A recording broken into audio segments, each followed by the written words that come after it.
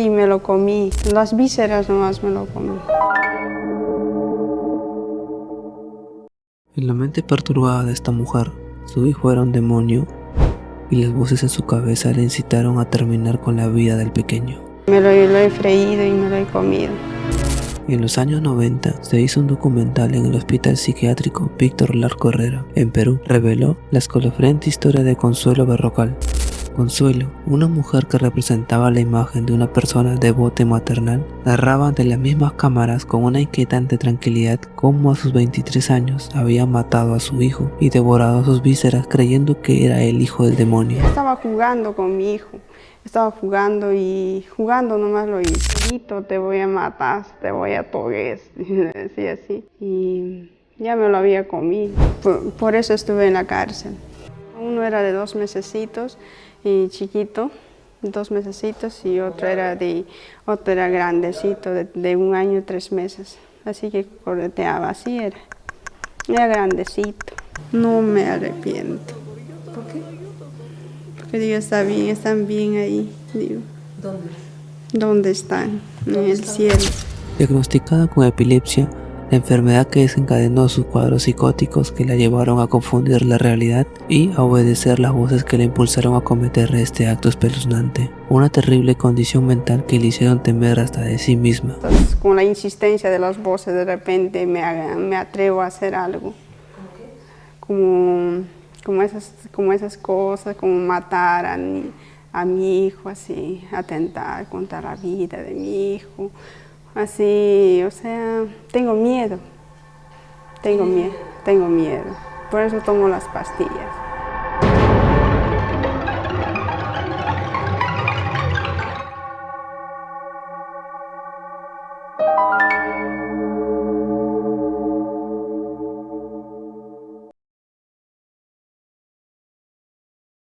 Entonces yo, sin saber de que este metal era radioactivo o era una pieza, pero yo lo guardé inocentemente por mi ignorancia en el bolsillo derecho de mi pantalón. En 1999, mientras trabajaba en una central hidroeléctrica, el soldador Concepción Caccia encontró un material con forma de lapicero y lo guardó en su bolsillo para entregarlo más tarde al ingeniero encargado, sin saber que era iridio, un material radioactivo altamente peligroso. Pero este terminó su jornada y olvidó entregarlo. Se fue a casa con él en el bolsillo y no fue hasta la madrugada que notaron la desaparición del iridio y fueron a buscarlo, pero el daño a esas alturas ya era irreversible. ¿Tú has agarrado algo? ¿Has encontrado algo? Sí, le dije. Sí, he encontrado, le dije. Hasta ya yo sabía, como ya lo había sacado a la ventana, entonces, a ver dónde está. Subo por ahí bajo. Ahí está, le digo, porque estaba envuelto. Lo envolví con un papel y traje, pues. En ese rato me agarra el ingeniero y me dice, ¿para qué has agarrado? Bota, me hizo botar, pues, me sacudió. ¿Qué me hizo ese rato el ingeniero con la desesperación? Entonces lo boté, pues, en la calle.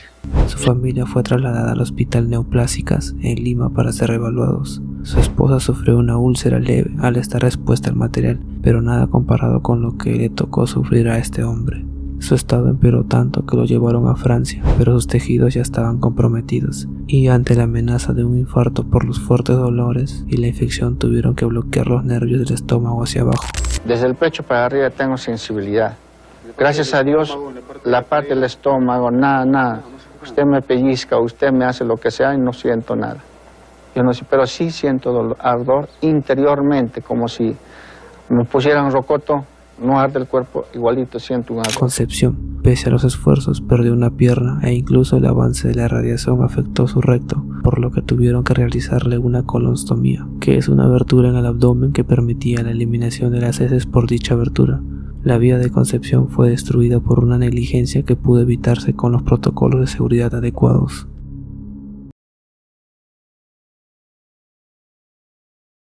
Imagina por un momento que el lugar donde trabajas se convierte en una jaula mortal. Esta es la trágica historia de Joby Herrera y Jorge Guamán en el incendio de las Malvinas. Este incendio es considerado uno de los peores incendios urbanos de este siglo en el Perú, y estoy hablando del incendio que arrasó con la Galería Nicolini aquel 22 de junio del 2017. Un siniestro que se llevó 2 vidas y desnudó la dura realidad de la informalidad en un país. Desde el último piso de la Galería Nicolini, entre el denso humo negro, 2 jóvenes, Jovi Herrera de 21 años y Jorge Luis Guamán de 19 años, hacían señales con un fluorescente pidiendo ayuda desesperadamente. Estaban atrapados en un container metálico que lentamente iba ardiendo en llamas y el humo los iba asfixiando. Ellos estuvieron trabajando en condiciones extremas totalmente deplorables, empaquetando y cambiando marcas de fluorescentes durante 12 horas al día, sin ventilación y encerrados con cadena e enclaustrado en un lugar que nunca debió existir.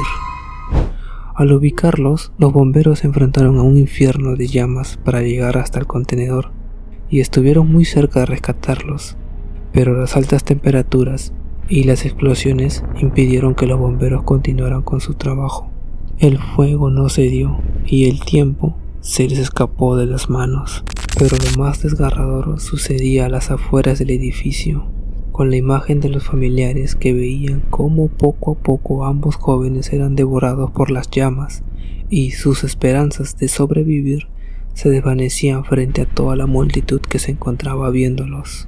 Era realmente una imagen que te partía el alma. Jovi y Jorge solo querían ganar dinero para sacar adelante a sus familias como cada uno de nosotros, pero lamentablemente lo pagaron con sus vidas. En un país donde la informalidad laboral es la norma, sin duda alguna la tragedia de Nicolini aún resuena entre las grietas de un sistema laboral que ignora la vida de estos 2 jóvenes.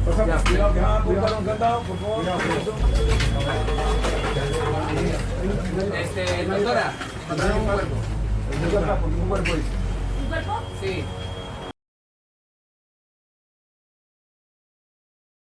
¿Qué tan aterrador puede ser? ¿A qué hora empezó a trabajar?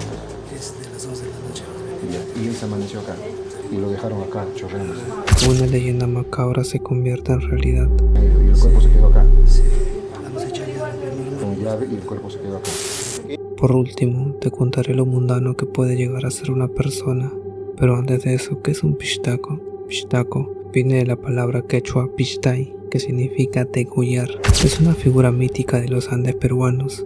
Según la tradición, es un hombre que ataca a sus víctimas para extraer su grasa corporal, utilizada antiguamente con fines rituales, pero que con el tiempo, esta leyenda se ha ido adaptando a narrativas más modernas que vinculan el uso de la grasa para uso de cosméticos u otros usos comerciales. Y es en el año 2009 cuando la división de secuestro de la DIRINCRI en Perú llegó hasta Huánuco, tras reportes de numerosas desapariciones de campesinos. Es así que tras estas investigaciones, el jefe de la DIRINCRI, Eusebio Murga, anunció el desmantelamiento de una supuesta banda integrada por Serapio Beramendi, Benedín Estela, Elmer Castillejos.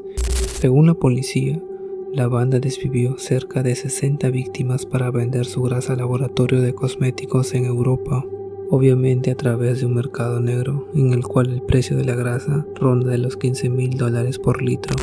Uno de los detenidos, Serapio Beramendi, Hilario Cudeña, y describió el modus operandi de la organización a la policía, desde las emboscadas en zonas rurales hasta la extracción de grasa en lugares ocultos. El macabro hecho trepó a escalas internacionales, llevando a la Asociación de Perfumería y Cosmética Española, por ejemplo, a desmentir categóricamente los supuestos, ya que la grasa humana no solo carece de valor en la industria de los cosméticos, sino que es hasta peligrosa por su potencial contaminación. Era un absurdo pensar siquiera la posibilidad de su uso, sentencia que fue firmada por profesionales en el área. El caso poco a poco fue perdiendo su credibilidad, sobre todo cuando Beramendi afirmó haber sido torturado y forzado a culparse, acusando también a la policía de fabricar las pruebas que lo incriminaban.